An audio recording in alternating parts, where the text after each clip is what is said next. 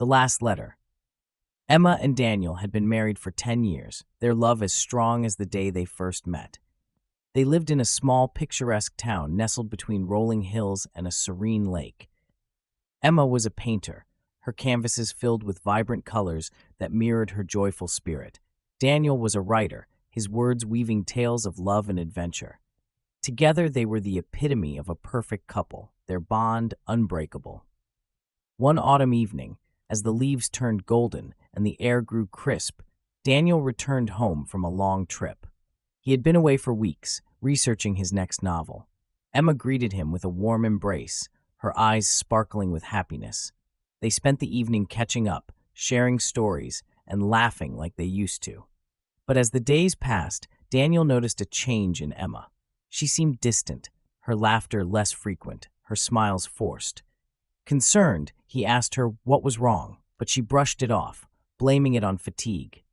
Daniel, however, couldn't shake the feeling that something was deeply wrong. One night, Daniel woke to find Emma's side of the bed empty. He searched the house, his heart pounding with fear, until he found her in her studio. She was sitting by the window, a blank canvas in front of her, tears streaming down her face. Daniel rushed to her side, holding her tightly. "Emma, please tell me what's wrong," he pleaded. Emma looked at him, her eyes filled with sorrow. "I didn't want to tell you, not yet. I wanted to protect you from the pain." "From what pain? Emma, you're scaring me." She took a deep breath, her voice trembling. "I'm sick, Daniel. The doctors, they say it's terminal. I don't have much time left." Daniel felt as if the ground had been ripped out from under him.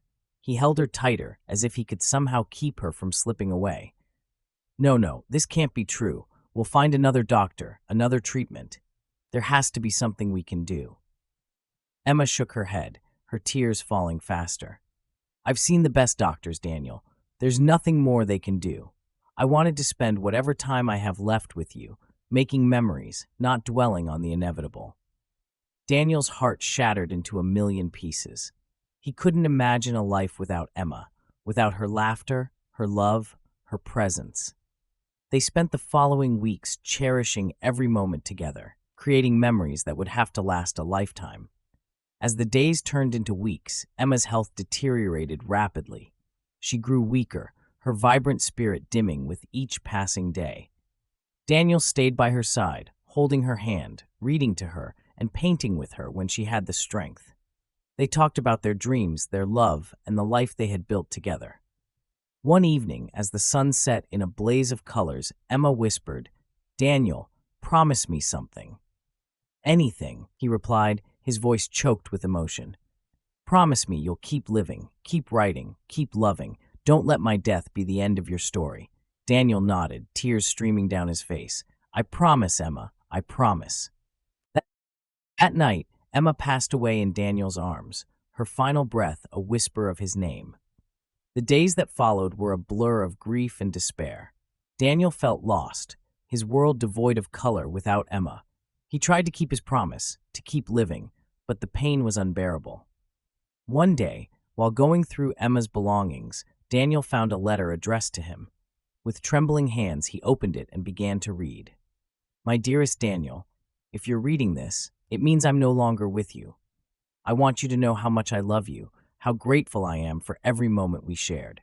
You were my everything, and I will always be with you, in your heart, in your memories, in the stories you write. Please don't let my death define you. Live, love, and create. Paint the world with the colors of your soul, just as we did together. I will always be your muse, your guiding light. Forever yours." Emma. Daniel held the letter to his chest, his tears soaking the paper. He realized that Emma's love would always be a part of him, guiding him through the darkness.